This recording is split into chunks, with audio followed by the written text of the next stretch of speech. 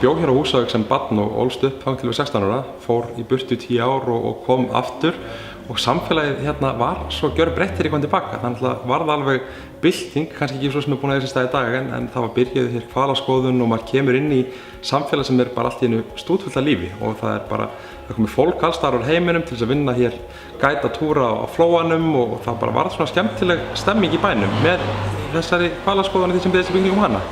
Og ég fann það bara að mig langaði til þess að koma inn í svona samfélag aftur.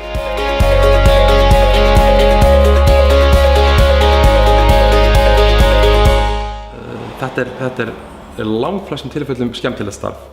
Mér þykir alveg miður hvað þessar einstöku vondu sögur fá alla athyglina og hinar kannski 99% sem að ganga vel og að gera gríðarlega góða hluti, það hverfur.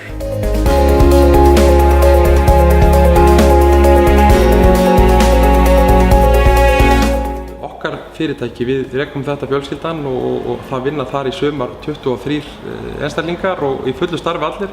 Á veturnar eru þetta svona á bilinu 10 til 15 manns á hverju einasta vetri sem vinna hjá okkur og það hefur verið vaxandi á hverju ári og þannig að svona þjónusta hún alltaf býr til fullt af störfum og sem betur fyrir eru þau að verða fleiri og fleiri sem eru heilsársstörf. Við auðvitað reynum síðan með öllum mætti að styðja við þá sem að standa fyrir einhverju að gera eitthvað hér. Og til dæmis höfum við bara verið mjög duglega að láta herbergi til þeirra sem að kannski að flytja inn tónlistarfólk hingað á svæðið eða standa fyrir sýningum og annað slíkt. Þegar við höfum til dæmis gríðarlega auðlind bara í því að gefa frá okkur tóm herbergi á veturnar sem geta verið dýrmætt fyrir einhverjum sem vilja koma og gera eitthvað á svæðinu.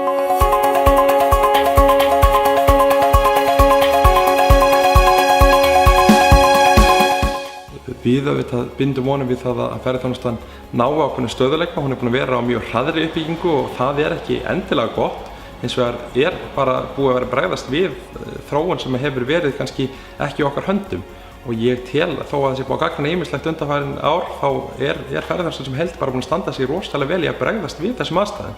Og það er náttúrulega bara lykilþáttur í því að verja hér verðmæti þjóðarinnar og tryggja okkar efnahag.